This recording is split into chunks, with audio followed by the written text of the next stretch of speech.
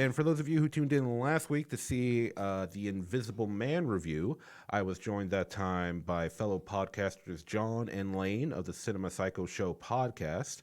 And I also once again thank John and Lane for coming on last week. It was really great having them on, especially when we were having some technical difficulties. They just kind of ran with it. Shows what kind of professionals they are. And if you did like John and Lane in last week's episode, please go check out the Cinema Psycho Show. They just released a new episode of their podcast talking about the man behind Star Wars, George Lucas. So go check out that episode. They're on YouTube. They got their own website, the Cinema Psychos Podcast. So please go check that out. But today we got a new movie, new discussion, new things to go over. And this is a movie that like a lot of people, I'm a fan of Disney films, Pixar films especially. I think they do such a great job. I mean, when Toy Story 4 was announced, I was like, this is dumb. I mean, they ended Toy Story 3 so perfectly, I would almost say, not perfectly, but so close. It was great. And I was like, Toy Story 4, what are they going to do? This is going to be dumb. And then Toy Story 4 came out, and it was still really good. And I was like, damn. Pixar has just made so many great movies. I mean, once again, Toy Story. If you haven't seen Inside Out, that came out several years ago. Inside Out is such a great Pixar film. Really enjoyed that one. But now we're on to a new Disney Pixar film, one that has a fantasy edge, so it definitely got my attention. Let's talk about Onward.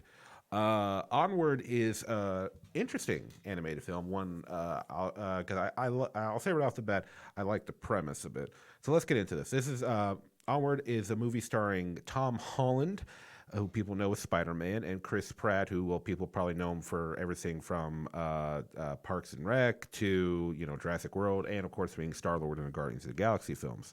So Disney is like, we need two Marvel guys to head this film, and Chris Pratt and Tom Holland are great. So I very much approve. But anyway, Onward is set in a world where there are no humans; it's just fantasy creatures. And a long time ago, there was magic and curses and all this amazing stuff. But like in our world, they developed science, and slowly but surely, magic went away in their world. And they have cars, they have television sets, they have planes, all kinds of modern technology, which is kind of cool. Fantasy creatures in a modern setting. I really enjoyed that part. Ooh, there we go. Kind of remind me of that Netflix movie Bright with Will Smith and Joel Edgerton. Was it Joel Edgerton? I want to say it was Joel Edgerton. Anyway, except I didn't like that movie very much. I was excited. It was like fantasy creatures in a modern setting. I'm digging it. So that's a live action movie that's supposed to be dark and gritty. This is more of a family fantasy film. So did it succeed where Bright didn't? Well, let's get into that. So the plot of the movie is Ian, who's voiced by Tom Holland, aka Spider-Man. Has just turned 16 years old, and he never got to meet his father because his father died before he was born. But then they find out through his mother that his father left him and his older brother Barley, voiced by Chris Pratt, a magic wand. And they can use this magic wand, not wand, staff, it's a magic staff, to bring their father back from the dead for one day. They try the spell, and it doesn't go quite as they hoped, as they only bring back the lower half of their father, his legs and waist, basically. So Ian and Barley go on a modern-day mythical quest to find the magical item they need to complete the spell. And that's the basic premise of the movie. And, that's what you get out of the trailer. And I got to say, it was very interesting, especially knowing that Disney and Pixar are behind this. So let's get into this. Let's talk about, first off, let's talk about the director, Dan Scanlon, who has usually a senior creative team leader with the Pixar team. He's only directed one other movie, which was Monsters University. I didn't see Monsters University, but I heard it was still pretty good. So this is only his second directorial debut, and this is a big one. It's not some, prequels can be weird, but this is a brand new property. So it was interesting to see what he could do with it. Let's talk about the characters first of all. Let's talk about Ian, as he is technically the main character. I mean, you got the duel with him and Barley, but a lot of the focus goes on Ian. Ian just turned 16 years old. He's a very awkward kid. Is very shy. Doesn't have a lot of confidence in himself. He doesn't have any friends at school. And I was kind of surprised by that. They make it out to be he has trouble making friends. I found it a little weird that he didn't have any friends at all. So that was a little off to me. I always find it weird when you introduce characters who are like, I get it, they lack self confidence, they have trouble talking to people, maybe maybe they're all socially awkward, but then they have no friends at all, not even a single friend. Whatever, but Tom Holland does perform the character well. You believe him in the performance. You that this kid is like really not believing himself. Uh, and here's the thing I like about his design when compared to his brother Barley. Uh, Usually the character design of a character like Ian, where he's like skinny, scrawny, very, like I said, awkward and shy and stuff. He's usually like the shy, awkward, nerdy type that knows all like the fantasy or sci-fi stuff, but not in this case. In this case, Barley, his older brother, that has very few memories of their dead father. He's a big dude. He dresses like he's about to go to a rock concert. He's even got like a van. You stereotypically like those guys who like go to rock concerts all the time. They got those old vans.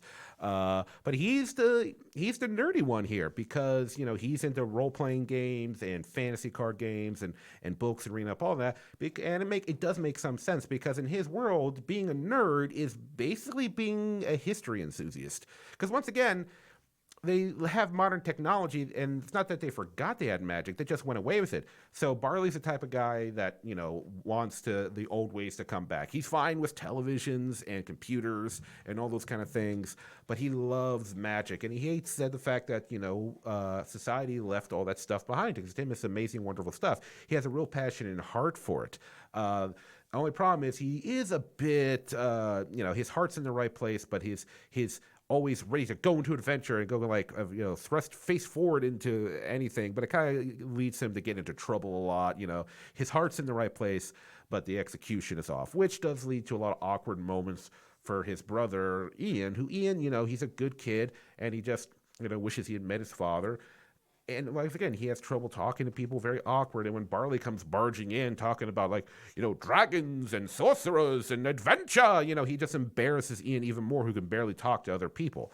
So they have that dynamic going on there, where they're brothers, but Ian wishes his older brother would act a little more normal or stop screwing up as much. And that's part of the journey for them too. It's like they're brothers that are kind of like have an opposite way of looking at things, which I can kind of relate to a little bit. Growing up, I was always a nerdy type, sci-fi and fantasy. My younger brother, love him to death. I can see he's watching in on the live stream right now. What's up, bro? My brother was always more of the adventurous type between the two of us. So I kind of get that dynamic a little bit with these two characters. So it helped me relate more, kind of get inside their mindset. So that was good for me. And I think a lot of people who have siblings, especially if your sibling was kind of like a different personality than you were, they can relate to that a lot. So yeah, I think that part of the movie was good. Story-wise, like I said, they cast this magic spell to bring their dead father back, but the spell literally only works halfway because they only get the lower half of their dad's body back. So that leads to hijinks where they're trying to hide the fact that there's a walking pair of legs working around. They make like this scarecrow made of extra clothes they have to put on the top part. It leads to like one of the funniest parts about it is like because like their dad is only the lower half of the leg, so their father from the afterlife, I guess, can't see or hear them. So he's like walking around bumping into things and he doesn't know which direction to go. They literally put like a dog leash on, clip it onto his belt, and they're leading him around kind of like a dog almost. It's one of those kinds where it's extendable and you can retract it and stuff. So that was really funny that it's their dad. I understand it's their dad, but he's on a dog leash. It was really funny. As someone who's into fantasy stuff, I like a lot of the things we put in there. Our main characters are elves. Their mother, voiced by Julie Louis-Dreyfus. I always screw up her name. Hold on, I can read it. Hold on. Julia Louis-Dreyfus, there we go, which most people remember from Seinfeld, probably also more recently from Veep. I know a lot of people like that show.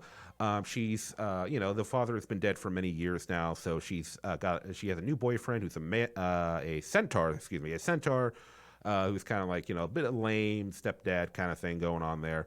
But you also have a manticore, voiced by Octavia Spencer, great actress. She who like was a fantasy adventurer, but now she owns a restaurant and she's kind of doesn't really go adventuring anymore. And all the other things. There's a dragon at one point we see in the movie. Not a big spoiler there. It's like really in the first couple minutes. It's just, for a flashback thing. But yeah, no, they do have a decent variety of fantasy creatures in here. So if you're a fantasy enthusiast, you're going to like that. I mean, I'm sure you see in the trailer, they've got like these unicorns in there, but act more like raccoons, so you get some laughs out of that. Yeah. And it is the mix of like modern day stuff. Like you also see in the trailer, they got these fairies who are a biker gang, and you can see like they're like acting tough and mean, like we'll mess you up, and right. And it's funny because they're so tiny, and so it's used. The fantasy elements are used well. They're it's still family friendly. Nothing gets really too scary in there. It's all played pretty lightheartedly. Story-wise, the story is pretty good, but standard in some ways. You can tell kind of like right off the bat, like, okay, we have two brothers where they're like I said, they're different personalities, so you can tell along the journey they're going to see the part, they're going to see how they help each other grow and see and be able to tell that maybe they're being too hard on each other, or one is, I should say. And they need to, really discover, the kind of family bond they have and get to know each other better. It's nice. And because at the end of the day, it is a coming-of-age story. Like I said, Ian just turned 16 years old in this movie. That's like the beginning premise of, how the magic wand comes out and all this stuff. So, and that it is really Ian's journey. And his brother, Barley, is just more there to support him, and help him, it's Ian's quest at the end of the day, and Barley, being the fantasy historian that he is, he's there to help him out. They both want to see their father, of course, but at the core of it, this is Ian's story. And in some ways, it is kind of standard. The kind of things where like, oh, he's not confident. They have to go on an epic quest where he has to be confident, especially when using the magic wands. So some standard stuff there. And one thing that did kind of bother me it's kind of a nitpick, kind of. Is the movie is, of course, called Onward, like Onward to Great Adventure and all that kind of stuff.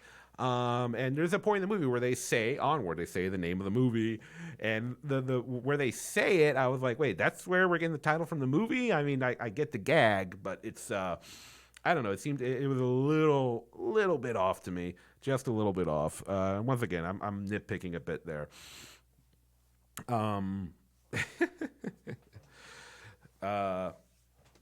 But anyway, yeah.